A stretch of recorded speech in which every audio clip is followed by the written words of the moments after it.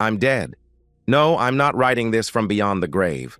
Obviously, I'm not really dead, but pretty much anyone who's ever known me thinks I am. So how is it that they think I'm dead when I'm clearly not? That, my friend, is a long story. So if you're curious, and you do seem to be curious since you clicked on the link, please sit back and enjoy. It's not a story for the faint of heart, however, because I readily admit I'm a difficult person, and what's to follow is nuclear revenge. I suppose I should start with a few things. My name is Richard Price.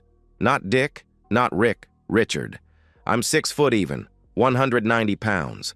I've been called good-looking by a lot of people, so I guess I am. I've got brown wavy hair, brown eyes, and I'm currently sporting a mustache and goatee. I was 39 when I died. I'm 43 now. I'll admit that most of my life things came pretty easily to me, like school and learning taekwondo. I wasn't born extremely rich or anything like that.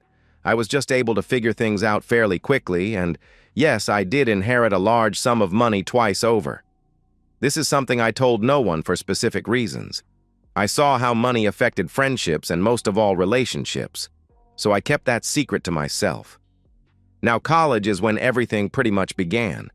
This is when I met Amy, the love of my life, the treacherous woman who... Wait. Sorry. I'm getting way ahead of myself here. Amy and I met in an accounting class during our sophomore year. I'd like to say that it was love at first sight for the two of us, but it wasn't. She was just a girl and I was just a guy. Granted, she was a very attractive girl with a stunning figure. She also had a lot of guys, as well as a few girls pursuing her. However, from all outward appearances, she ignored them to focus on school. Nope, from what I could see, she was there to get a diploma and get the heck out. In a way, so was I. Get the degree, get out. Well, things have a way of changing your plans. And change they did because one day in the library, as I was turning a corner, she ran into me. I mean, actually ran into me. She was running and slammed right into me. Her 5 feet 1 inch body hit mine, and it was like she hit a wall. Down she went. Being the gentleman I am, I said, "What the heck is your problem? Watch where you're going, you crazy person." She looked up at me with tears in her eyes, unable to form words. And then I felt like a piece of garbage. I finally said, "Oh crap, I'm so sorry. Are you okay?" I offered her my hand to help her up, and then I really got a good look at her. Gorgeous emerald green eyes to go with her voluminous red hair that fell past her shoulders. And her impressive figure for her tiny frame made her quite striking. Thankfully, she accepted both my hand and apology. She stood up, still sniffling and crying. I finally had to ask what was wrong, and she totally broke down. It seems her parents had gotten into a car accident and she was an instant orphan. Long story short, I took her back to her dorm room and stayed with her, giving her a shoulder to cry on until she fell asleep. I then took my leave, but only after leaving her my phone number and contact info. I admit a lot of guys would have taken advantage of a vulnerable girl in that situation, but not me, though I was very tempted. The thing is, I could relate to what she was going through. I lost my parents at the tender age of 13. I was then raised by my aunt, Mom's sister, bless her soul. She too passed away, darn cancer, a month before I started college. Between my parents and my aunt, I inherited quite a large sum of money, multi-millions. The vast majority of it was held in a trust until I graduated college, but only if I maintained 3.7 or higher GPA. For the time being, I got a monthly allowance. Now, if I did not maintain that GPA, I would only get that allowance and not full access to my trust until I turned 30. But things really clicked when I hit college. My GPA at the time of meeting Amy was just over 3.8. Anyway, like I said, a lot of guys would have taken advantage of her. Instead, I let her sleep and let her decide if she wanted to contact me again or not. I knew she was dealing with a lot of stuff. As it turns out, I didn't hear from her, like, at all. I was a little annoyed, but it is what it is. The year ended and off I went to return home. I had inherited my aunt's very large house and I owned it outright. So I spent the summer relaxing a bit before I decided to start up my company, as I was studying computer forensics with my ultimate goal of being a legal hacker for companies. Yeah, I did try some of the illegal stuff, but it wasn't worth the possibility of prison time. Now I'm not the best at hacking, but I'm definitely very good. However, back then, I was super cocky about it, and it cost me. I learned the hard way, and I lost out on making a lot of money. But by the end of that summer, I had been hired by a local bank to see if I could get past their firewalls. A more proficient hacker probably would have done it in an hour. It took me 90 minutes. Regardless, I did it and showed them their weaknesses. Now, because of my cockiness, I had to do it for free in order to prove myself. They still gave me a $500 check as a thank you, and thus started my career. Once summer ended, I went back to college for my junior year and settled in once again. About a month into it, as I sat outside in the common area, I was suddenly attacked by someone who grabbed me from behind. I wasn't sure what was going on or who was suddenly accosting me, but I then heard a female voice saying, "Thank you," over and over again. I finally got loose and turned around, and there stood Amy in all her beauty. Big smile that absolutely lit her up. Of course, the crop top and mini skirt certainly helped too. Amy then said, "Oh God, I was hoping I would see you again. I am so sorry for not texting you or something, but my terrible roommate threw away your number. She just thought you were some creep who would take advantage of me. I kicked her out and I have a new roomie now. Forgive me?" I looked into those gorgeous eyes, and how could I say no? "Hey, it's okay. No biggie. I really didn't think you'd call me or anything." I was lying through my teeth, of course. She frowned a little and then said, "Oh, not even a little?" I smiled and then said, "Well, maybe just a little." She squealed and gave me another hug and then said, "Okay, so here's the thing. I owe you something. Dinner, drinks, something. Please say yes." I pretended to think about it and then said, I could eat." Mr. Smooth there. She jumped up and down, giggling with joy. This girl was something else. So that night was the first of many nights spent together with Amy Spencer. 2.5 years later, she became Amy Price. During those 2.5 years, I discovered she wasn't the bubble-headed girl she pretended to be. Quite the contrary, she was far smarter than she let on.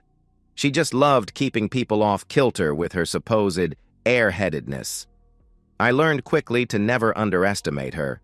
Unfortunately, I forgot that lesson. Now, a few things that happened in those 2.5 years of dating. I found out she was a year older than me because she took a year off to travel. Not a biggie, it's just a year. We also had a very active romantic relationship. I mean very active.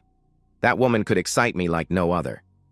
There was almost nothing that was off limits with her, but I absolutely refused to include others. I was a one-on-one kind of guy. I didn't want another person in bed with me. She pouted a bit over it, but told me that she accepted it and never asked again. Now I heard a few rumors around campus about her wildness, but I chalked it up to jealousy. We spent a lot of time together, so I didn't think much of it. The other thing is, I never mentioned was my trust, and that was for a reason. I wanted to make sure she loved me for me and not the cash. When we were about to get married, I gave her a prenup to sign. That confused her, but I told her that it protects her as much as it protected me, so she shrugged her shoulders and signed it anyway. She came from a lot of money, so she thought my logic was sound. Once I had it locked away in a safety deposit box, after a copy was sent to my lawyer, I then told her about the trust. She was angry at first, but then realized she was marrying a guy with a lot of money. I just never went into details as to how much money. I let her assume it was hundreds of thousands, not well over 10 million at the time. Even then, I felt I needed to keep some things to myself, though it was subconscious. Soon after we got married, we had agreed to wait on children in order to get our careers underway. I had a head start with mine, but she was working towards being a CPA, and she wanted her own firm. It took her 5 years before she did it. 2 years after that, I was doing my best in trying to get her pregnant, but we found out she was infertile. Not even in vitro would have worked. That was a very dark period for us both. Our romantic life was nearly non-existent for a brief time, and she just focused on her business, working long hours, etc. But we eventually found the light again, and our romantic relationship was reignited. For the next few years, we settled into our lives. My business was flourishing, as was hers. Between the two of us, we were clearing over $3 million a year, with things looking even better for the future. But then things started to change. I didn't notice it at the time because it was so gradual, but in looking back, this is when I know my marriage was doomed. I was just not paying very close attention to things. Both of our jobs did have us traveling quite a bit, mine more than hers. However, it wasn't like either of us were gone for weeks at a time. I was usually gone for 2 or 3 days twice, maybe 3 times a month, while Amy seemed to be gone a full week every month. We adjusted, and life seemed to be very good. Our romantic life definitely decreased, but we still were intimate at least once a week, though it was different somehow, more like her just using me. Amy was also beginning to dress a lot sexier, which I did love. I also noticed she was wearing a new anklet and never took it off. Now, a few months before Amy's 40th birthday, I was making plans for a big vacation. I had always wanted to do a cruise, but Amy gets violently seasick, so that was out. So I settled on going to Hawaii for 2 weeks, a place she had always dreamed of going to but never got the opportunity. So in order to keep it a secret, I used the excuse of traveling for work to plan it all out. While I was on my trip, I hired a private plane to take us to Hawaii and back, rented out a villa in Maui, as well as hired a car service to take us anywhere on the island. I had so much I wanted to do when there, including her bucket list item of flying in a helicopter. But how does the old saying go? Man plans, God laughs. At this point, he was laughing, his rear end off. As I said, I used traveling for work as the excuse to make all these plans. I wasn't going to do it at home. Amy might overhear it. Ditto from doing it at the office, where one of my staff might also overhear it. I was not going to let this surprise be ruined. As it turned out, I was able to get most things arranged in a day or so, so I decided to surprise Amy by coming home early. As the limo driver pulled up to my house, I noticed that there were 2 unknown cars parked in the driveway, along with Amy's. That's odd, I thought. I then asked the driver to drop me off a couple of houses down, and I'd walk back. So I grabbed my duffel and laptop and snuck back. I entered through the garage door and dropped off my bags. By now I had a choice. If I thought Amy was in danger, I probably should have called 911. That was the smart thing to do, but something in the back of my mind was telling me that I needed to investigate on my own. I knew I could take care of myself, but I still grabbed a revolver from the gun safe in the garage. As I quietly entered the house, I could see that things weren't quite right. At the foot of the stairs were 3 pairs of shoes, including a pair of Amy's heels. Well, that's not good, I thought. Knowing every squeak and creak in the stairs, I was able to get upstairs without a sound. And as I got closer to the top floor, I could hear voices coming from our bedroom. At this point, I knew what was going on. I really didn't need to see it. I could have snuck back downstairs, left the house, and just filed for divorce. Easy peasy. But nope, not me. Things were beginning to click now. All the changes with Amy, our decreased, changed romantic life, how she dressed. It wasn't for me. It was for someone else. I at least had the presence of mind to turn on the record video app on my cell as I approached the door to our bedroom. Thankfully, it was wide open and I could see what was going on. Unfortunately, what was going on was something I wish I didn't see. On our bed was Amy and 2 other men. Very, very large men. And I don't mean in terms of their bodies, but rather their attributes. Now, I was certainly not the largest, but I have larger than average anatomy. Not these guys, I've seen smaller farm animals. But here they were engaging in inappropriate activities with her. I probably should have rushed in and stopped things, but then I heard a 3rd man speak up. "That's a good little woman. Do your master proud and take that treatment. You're such a terrible person, aren't you?" All Amy could do it give a muffled agreement since one guy was being inappropriate with her mouth, while the other was behind her being very rough. Then the third man stepped into view, and all I could see was a mousy-looking, undressed guy. Definitely smaller than me in every way. He continued to berate Amy, calling her every humiliating word in the book. And as he watched, I saw him pleasuring himself to the scene in front of him before finishing. When he did that, I could tell Amy reached her peak. As I was about to back away, the guy in her mouth pulled out and finished on her face. I then rushed away, not because I was worried about getting caught, but because I felt like was about to be sick. I barely kept it down, but now I had a mix of emotions from anger to sadness to being humiliated. Somehow I was able to leave the house undetected, and I ordered an Uber to pick me up a couple of blocks away. I had him take me to a hotel a couple of miles out of town, and I got room. Once there, I broke down and cried. This was the last time I would shed any tears over her. Once I collected myself, I left the room and went over to the liquor store next to the hotel. I grabbed a bottle of Old Fitzgerald bourbon. I figured I deserved it. Once back in my room, I cracked it open and savored its taste. 3 shots later, I could feel it hitting me, so I needed to stop. I also needed to eat, so I ordered a pizza. Nothing goes better with a $2,000 bottle of bourbon than a pepperoni pizza. Now, with my belly full of alcohol and food, I got to work. Based on the events I saw, this was definitely not a one-off with these guys, especially not Mr. Tiny Person. So now it was time to get to work in using my computer skills to find out who these jerks are and to see how long my cheating wife was involved with them. Unlike in the movies and TV shows, it's not a few clicks on a keyboard, and voila, there's all you need to know. Nope, it takes time, a lot of time. And I needed more computing power if I was going to lessen the amount of time spent doing this. Nowadays, hacking into sensitive sites isn't easy, and odds are you'll get caught. Unless you know what you're doing, which I do. But even then, you run the risk. So the quicker the better. I knew I had to go into the office, but I had to wait until after everyone had gone home. At midnight, I was sitting in my office with 3 separate laptops doing their thing.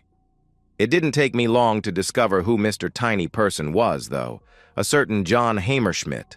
What a ridiculous name. A piece of garbage dirtbag who apparently lived off of Daddy's money via his own trust fund. I guess Amy thought she was moving up to his lowly $4 million while not realizing that I was worth 10 times that now. See? This is why I never tell anyone about my money. It seems Johnny Boy is into the kinky stuff. A few arrests for soliciting prostitution, no convictions or fines. A DUI here and there, same result. Oh, but there is an ex-wife who has been after him for years for back alimony, a Ms. Peggy Brennan. She took back her maiden name, and I didn't blame her. I'll contact her at some point. As the evening wore on, I found out that Amy had been involved with this guy for a long time. Not weeks, not months, but years. 8 years to be exact. Around the time she defrosted, and we started being intimate again after finding out she was infertile. And now I was beginning to feel sick to my stomach once again. However, despite the bile attempting to force its way up and out, I forged on. By the time the clock hit 6:30 a.m., I had everything I needed. I phoned my attorney and left him a voicemail to let him know I'd be there to see him at 9 o'clock. After shutting everything down and leaving my office, I needed to grab something to eat. Regardless of how sick I was feeling, my stomach was protesting from the lack of food. By the time I got to the diner, I was feeling better physically, but mentally, I was a wreck. Her cheating, and for the length of time it occurred, enforcing the prenup wouldn't be an issue. Boy, was I stupid. At the appointed time, I walked into my attorney's office and his receptionist let me in. Jack Blacker, yeah, he's heard all the jokes, greeted me with a hearty handshake and asked me what was up. So for the next 20 minutes, I told him. So you see, Jack, I'm going to divorce the woman, and I'm firmly enforcing the prenup. She's not going to get a darn cent from me. Now, any other time I would have missed this, but when I mentioned the prenup, his eye twitched. I've played poker with the man. I know his tells. And that, my friends, was a tell. A big one. Jack said, "Well, let's not be too hasty here, Richard. I mean, your finances are really tied together here and—" "Cut the nonsense, Jack. I can tell you're lying." He hemmed and hawed before saying, "Well, ahem. You see, there is no prenup. Not anymore." "What the heck do you mean that there's no prenup?" He slowly backed away from his desk to give us a bit more distance and said, "Look, it's... Aw, heck. Amy got to me. I'll never know why I didn't jump over his desk right then and there and strangle him, but I let him speak. The entire time my hands were clenched in fists of rage. It seems Amy seduced him. She offered him anything and everything. She let him do whatever he wanted to her, and it was pretty vile, too. I didn't know just how perverted this jerk was. In the end, she convinced him to erase all evidence of the prenup. That terrible woman.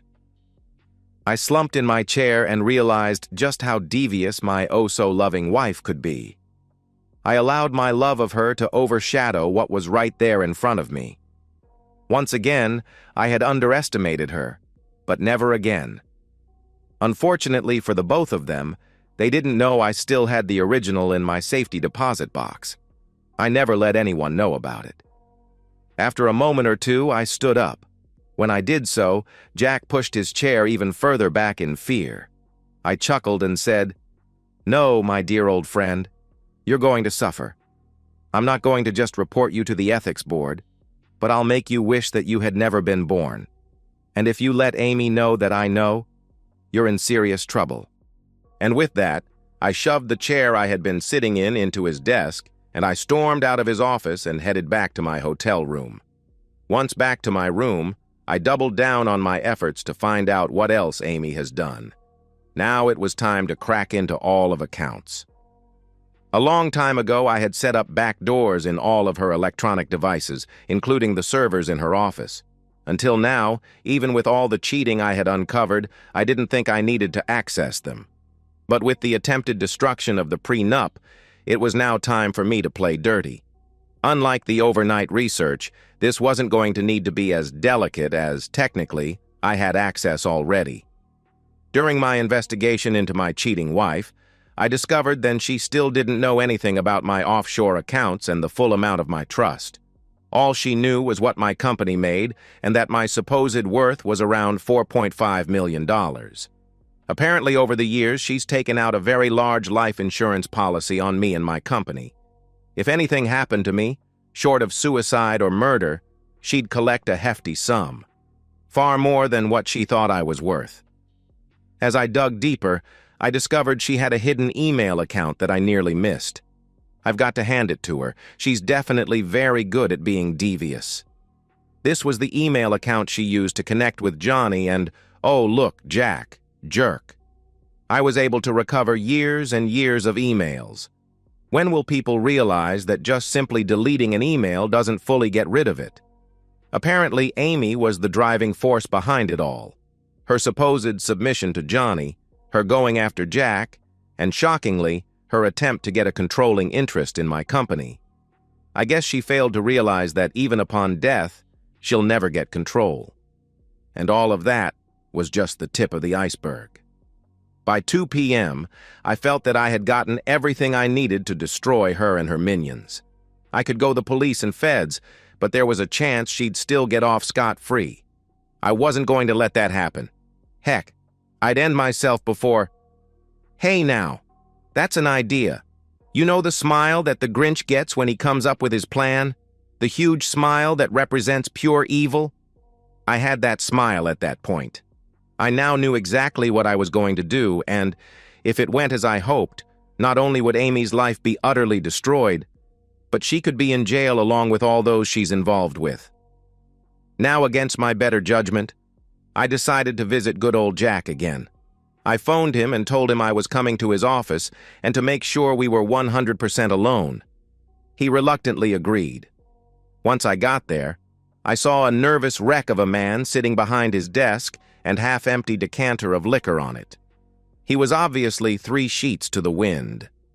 I sat down and said, "Okay, Jack, here's the deal. You work with me and do exactly as I tell you to do, we'll be even. You mess with me or lie to me or tell anyone about this, you'll live to regret it. And I mean every last unforgivable sin. Got it?" He nodded and started in. They say confession is good for the soul, though I doubted Jack had a soul. But I had what I needed. Before walking out the door, I warned him again to not say a thing to Amy. I'm stupid at times, but I'm no dummy. I video recorded his entire confession. There was no way I was going to just take his word for it. So now I needed a new attorney because I wanted to draw up a new will, plus they'll need all that I had discovered. So I knew I needed one who wasn't above knocking heads together. This is when I met Helene Simon. She wasn't just a ball buster, she was the ball buster who had a few unscrupulous clients. She was perfect. Now her clients may have been unscrupulous, but she wasn't. She bent the law, but never broke it. I contacted her immediately after leaving Jack. I was expecting her service to answer, but she picked up. Thankfully, she was willing to meet with me that evening, and she gave me her home address. There are very few women I find stunningly attractive. Yeah, I admit it. Amy is one, but so was Helene, though in a far different way. Where Amy was short and curvy, Helene was tall, taller than me, and lean. Long blonde hair and deep blue eyes. To me, she was just absolutely stunningly gorgeous. And when she talked, you listened. I thanked her for seeing me on such short notice and explained to her in great detail what had happened and what I knew. She sat there with her eyes closed, absorbing it all. Once I finished, she said, "Well, just when I thought I had heard everything." I shrugged and gave her a smile, my first real smile in a long time. She continued, "So, Mr. Price, please call me Richard." "Okay, Richard, and please call me Helene. Why do you need me? You have more than enough evidence to hurt your wife financially and socially. Why come to me and instead of the police? I could handle your divorce, of course, but I will admit there are far better attorneys that could handle that. It's simple. I want to die and I want you to help me." She looked at me like I just told her that she has 3 eyes, and then she laughed. "Oh, seriously now? I'm not some hitman, nor do I know any." "Well, technically I don't." I laughed at that and said, "No, I want you to help me fake my death so I can start a new life. However, what I want done may not be entirely ethical, but I want all of those involved with my loving wife will be taken down within the constraints of the law. The only, shall we say, questionable part is I want it to look like Amy had me murdered." "Oh, really? Now why would I allow myself to be caught up in such an illegal escapade? Mind you, as an officer of the court, I should call the police right now and tell them of your plans." I laughed again and said, "Helene, I do my research. I'm not asking you to do anything illegal, but I know that you know people who can help me. I also want you to draw up a new will, but also handle whatever fallout will occur after my death, as well as get me all new credentials. Overall, I really want Amy to suffer. I want those that she's been involved with to suffer as well. I want to burn the woman and take away everything from her. I just want it to look like she did it and let the chips fall where they may. In the end, I want to burn it all down around her." She gave me a sly smile and said, "Well now, you are a smart one. However, what you're asking of me, at least in terms of you dying, it just isn't something I can do. Of course, I'll handle your will, transfer of any and all assets to whomever you want, as well as everything else you need for a new life. That won't be a problem. The main thing you want, I just wish I could assist you, but legally I cannot." I nodded my head and said, "I understand. Richard, please allow me to continue. I just wish I could do more. I wish I could tell you to contact a gentleman by the name of Ray Flash. I wish I could tell you that you could use my name and let him know that I refuse to help you. I wish I could tell you that he's the right man for this job. I truly wish I could tell you all of this, but I can't. Am I clear?"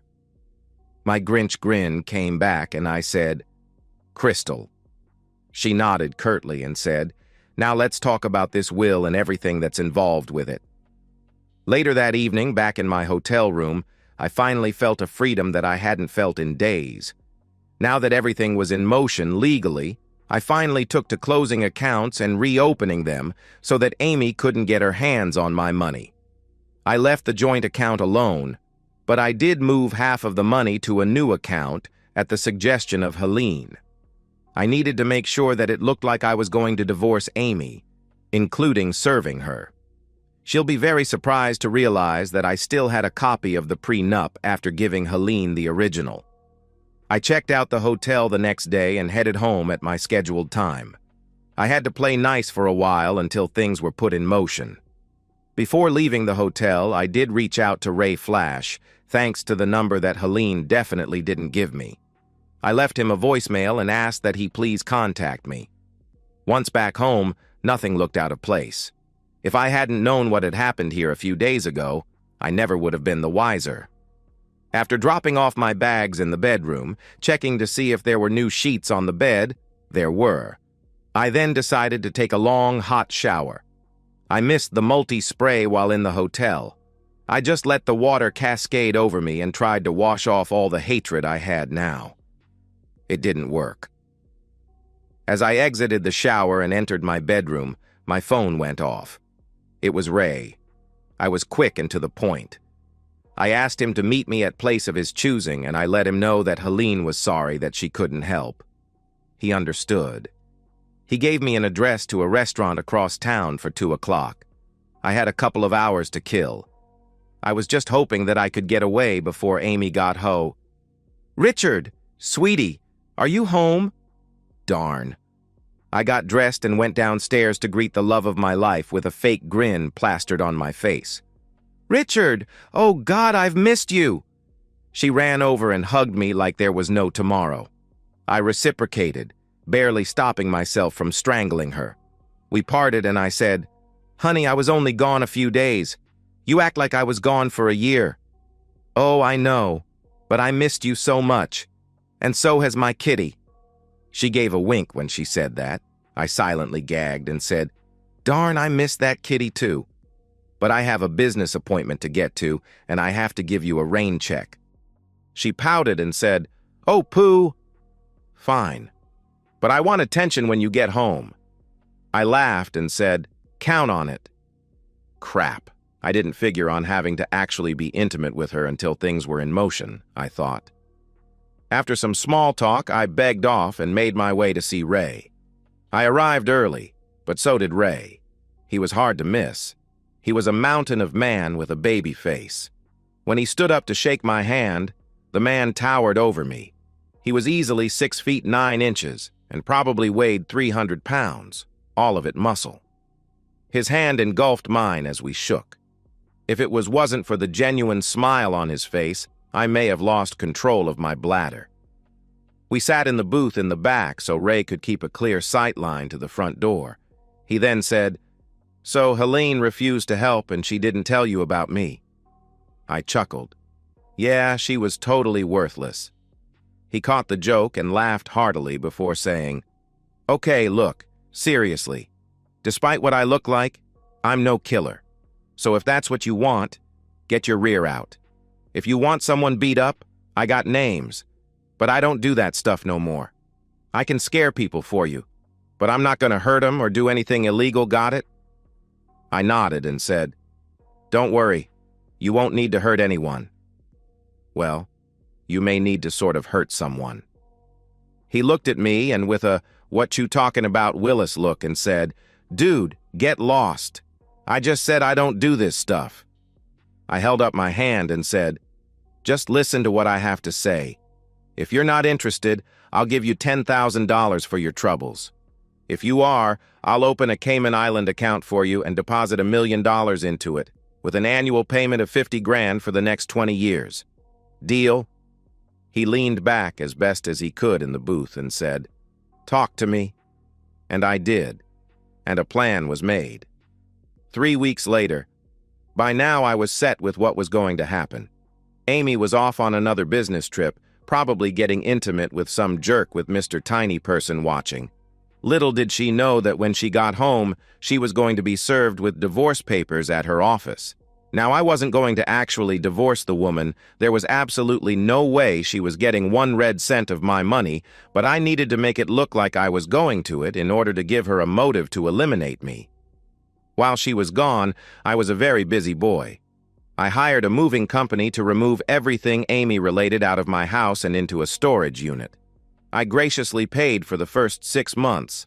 I'm such a nice guy. Then I took to making sure she couldn't access a darn thing of mine. I changed the locks, the combination to alarm, changed the combination to both safes, gun, and wall, added security cameras to the outside and inside of the house, and removed her access to the checking and savings accounts, despite having already moved my money. I transferred the money I felt she deserved to her private account. Stupid woman actually gave me the password to it. It was a busy 2 days, but it felt good once it was done. Amy didn't know it yet, but her life was about to head into the toilet. I cracked open a Sam Adams Utopia's special blend and toasted the demise of my marriage. Beer had never tasted so good. As per usual, whenever Amy returns from a business trip, she'd head to her office first. I knew this. Helene had set it up for the process server to greet her once Amy was in her office. I also asked that it be filmed so I could see Amy's reaction, and she didn't disappoint. It was like watching a 5-foot-1-inch volcano explode. I still watch that video to this day because it gives me so much joy. Obviously, my phone started blowing up with texts from Amy. I ignored them. So then she called. A lot. I ignored those too. I ended up getting 4 voicemails from her. She gave up eventually, but then she came home. Or rather, she arrived at my house and discovered neither her key nor her entry code worked. She started pounding on the door, screaming at me, calling me every name in the book. Meanwhile, I sat in my home office watching it all unfold on my computer via the security cam. The moment she uttered those magic words, I called the police. Those words? "I'm going to eliminate you, you jerk!" 1 item checked off. The police arrived. They got in between her and the door. All the time she's ranting and raving. I finally opened the door and explained the situation to them, while one of them held on to her to stop her from lunging at me. Unfortunately for Amy, she inadvertently nailed one of the cops right in the groin as she tried to get to me. Oops. Jail time now. Once she was processed and was waiting to head off to her cell, I showed up at the station and asked to speak with her. Though I was told it may not be a good idea, the officer who she nailed in the groin let me in, and I sat down next to her. Thankfully for her, she was cuffed and couldn't attack me. I sat there and smiled at her, which made her even angrier. She started in a whisper but got louder as she went on. "You terrible person! Who the heck do you think are embarrassing me like that in front of my staff? When I get out of here, I am going to make you rue the day you—" I interrupted her and said one thing. "John Heimerschmidt." The jaw drop I got was almost comical. She stammered and said, Who is that?" "John who?" "Oh, cut the nonsense, I know. Everything." She huffed and said, "You know nothing, jerk." "Funny that you should mention Jack. He broke, told me everything. He was quite eloquent, actually." Laughing, thinking she still had the upper hand. "That weak fool? Whatever. What's done is done. I don't give a darn what he told you. Thanks to him, your precious prenup is toast, and I am going to rake you over the coals, you pathetic excuse of a man." I opened the manila envelope I had in my hand and said, "Oh, you mean this prenup?" I always had a backup, just in case. My new attorney made sure it was still 100% legal and fully enforceable, especially when I provided Jack's confession that I recorded. So that coal raking won't happen, my love. Jaw drop number 2. She attempted to say something, but I interrupted and said, "As for Mr. Tiny Person, you know him as John Who, it seems.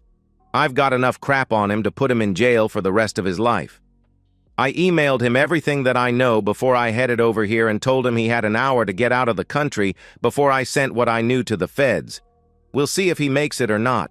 He's got, let's see, about 20 minutes. Jaw drop number 3. Oh, and I didn't forget about all your inappropriate companions. Yeah, all 9 of them. I'd tell you what I'm going to do to them, but I want you to be surprised. Now her anger really flared. You terrible person! You won't win! I'm going to eliminate you and make sure no one ever finds your pathetic body. I just sat there and grinned. Not only did I have her on my video cam at home threatening to eliminate me, but now she screamed the threat in a police station. She was so done and didn't know it. But before I could offer a retort, they came to take her to jail until her arraignment, with Amy screaming at me the entire time. I knew she'd raise bail the next day, but I didn't care. All part of the plan. Now I waited and waited and waited. 4 days of waiting, and I was starting to getting a bit itchy. Something should have happened by now. Did Ray forget? I picked up my cell to call him, and then my door exploded in on me, and in walked 3 extremely large masked men. What the heck is this? I thought. This isn't the plan, Ray. I was about to say something, but I got smashed me in the face and I saw darkness. When I regained consciousness, I realized I couldn't move. I also had a screaming headache and it felt like my nose was busted. Once I could see clearly again, I saw those 3 guys again, but with them was Amy. This is not how this was supposed to go. Laughing at me, she said, "So who's got the upper hand now, you stupid jerk? I told you that I was going to make sure no one was ever going to find your pathetic body. I decided to not rake you over the coals, but instead I'll just eliminate you. These fine gentlemen here are going to make that happen for me. And when they're done, I'm going to let them be intimate with me for an entire weekend." I coughed and said weakly, "You won't get away with it, And then she slapped me. "Shut up. God, you're so stupid and sad. Of course I am going to get away with it because I'll have an airtight alibi. And my friends here are getting paid a lot of money to help me." I was about to say something again, but one of the gorillas backhanded me, and I saw stars. I looked up and watched Amy walking away while waving goodbye. I know she said something, but my ears were ringing from the most recent blow, so I couldn't hear what she said.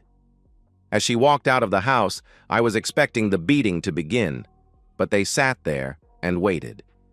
Finally, after what felt like an hour, they shot a gun a few times in the air and moved towards me. One of them leaned in and said to me, "This is for Amy." Then the beating began. Internally, I was laughing because I remembered the sign in my office that said, "The beatings will continue until morale improves." Well, at this point, my morale was pretty much in the toilet. I don't know how long they used my body as piñata, but they were good at their job. Hurting me just enough to not eliminate me, but also just enough to make me wish I was really dead. Darn it. This wasn't part of the plan. The beating went on for a very long time. No part of my body was spared, though they were careful to not break bones, but I was sure every inch of me was bruised or bloodied. Eventually, one of them pulled out that gun and aimed it at me. He cocked the hammer and said quite loudly, "Amy says bye, loser." And he pulled the trigger and I felt like I was his with a sledgehammer. Once again, darkness claimed me. The next thing I was aware of was the sound of beeping and something that sounded like whooshing air. I slowly opened my eyes, which was not easy to do, and I was greeted with bright lights. I immediately closed them, but reopened them when I heard a flurry of activity around me. By the way they were dressed, I could tell I was in a hospital. Somehow, I survived. The next day or so was quite painful for me. I was more battered than I thought, but I'd heal. I was wrong about no broken bones, though. My left wrist was busted, but, like the bruises, it would heal. On day 3, Helene visited me to see how I was doing. I told her what had happened and gave her access to my house to collect the videos of that night. She informed me that neighbors did her the gunshots, but thought it was car backfire. Apparently, someone called 911 anonymously, and here I was.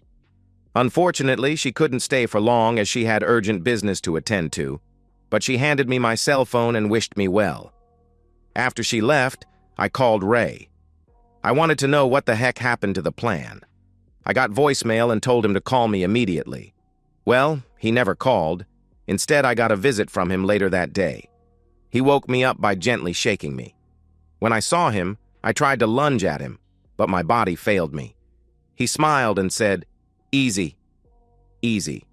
It's okay. Just chill, dude." Chill? Chill?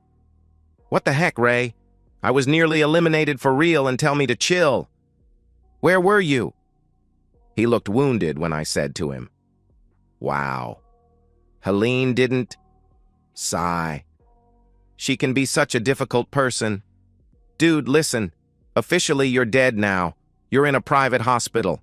Everyone here is sworn to secrecy, and they're paid very well to keep it. As far they're concerned, you're John Doe. No one here knows you. It's all because of Helene. Now it was my turn for a jaw drop. I was going to say something, but he stopped me and said, "Dude, I know we had a plan, but we needed to make it look real. Like really real. I'm sorry for what those guys did to you, but they're real pros, and I knew they could do what needed to be done, and I trusted them.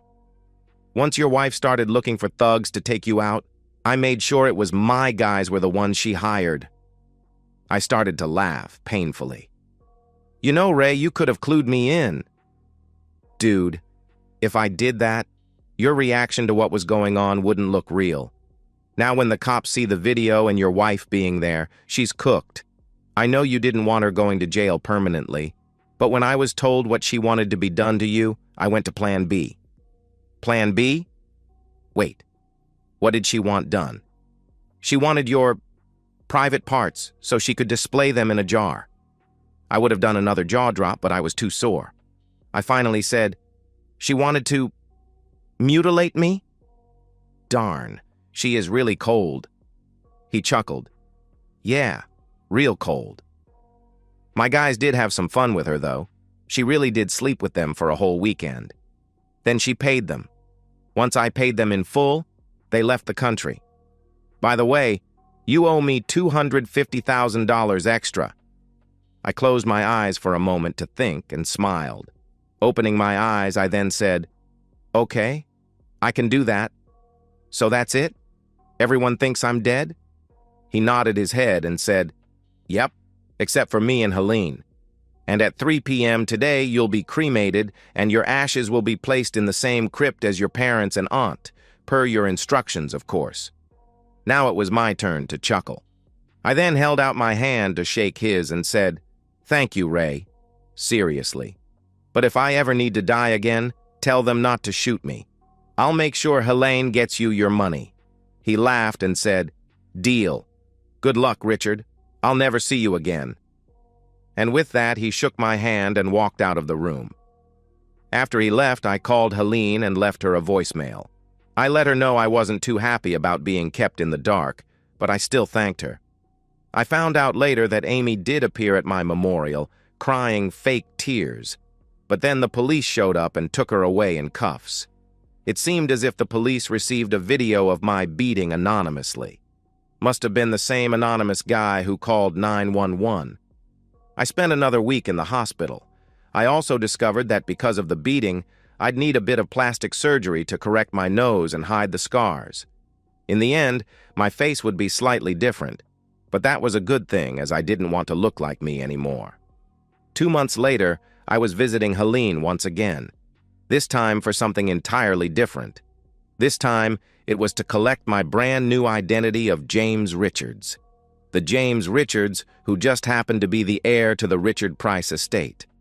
After all the legalities were taken care of, I decided it was time to leave the country for a while. I asked Helene to handle the sale of my house and my stake in Amy's business. Not that it was worth much anymore. I kept my company, or rather James Richards took over ownership in it, but made sure I had the right people running it. So for the next 3+ years, I lounged and relaxed in Cabo San Lucas. Some of the time there, I followed the sensational trial of one Amy Price. It seems that Amy and all her lovers were complicit in a lot of illegal stuff. Stuff I hadn't fully uncovered, but wish I had. In the end, she was convicted of murder 1, extortion, human trafficking, prostitution, and so much more. Oh, and Mr. Tiny Person didn't quite make it out of the country. Nope, The feds caught him just before boarding his plane. Once they arrested Amy, he decided to rat out on her like the little wimp I thought him to be. He didn't quite get off scot-free, though. He was going to serve some time, but in a nice penitentiary for a few years. Oh, and his ex finally got to him, thanks to an email I sent to her anonymously, and was now collecting all that back alimony and then some. As for Amy's lovers, I didn't give a darn. Hopefully, they're all the victims of some wonderful inmates. Once Amy was convicted, I lost interest and decided to just work on my tan. But that brings us to present day. For the first time in nearly 4 years, I was going to set foot on U.S. soil, for 2 reasons. 1, to see Helene. Over the past few years, we had grown quite close with her flying down to Cabo quite often to go over my business interests. This time, I was coming back to U.S. to ask her to marry me. And 2, I just had to visit my lovely ex-wife. Stupid, I know, but I had to let her know that I won. When I exited the prison, I left her screaming, acting crazy, and pounding on the glass. The guards had to drag her away, and apparently she had to be sedated. Last I heard, they're going to transfer her to psychiatric hospital. It seems she saw the ghost of her late husband. What a crazy woman. And so, we've reached the end of today's story. Was it what you expected, or did it take a twist you didn't see coming? I'm curious to hear your thoughts. Share them in the comments below, and let's get a conversation going. If this story kept you hooked, make sure to hit that like button. And if you're new here or just haven't subscribed yet, now's the perfect time to join our community. I bring you fresh, captivating stories every day, so click that subscribe button and turn on notifications so you never miss out. Thanks for watching, and I'll see you in the next one.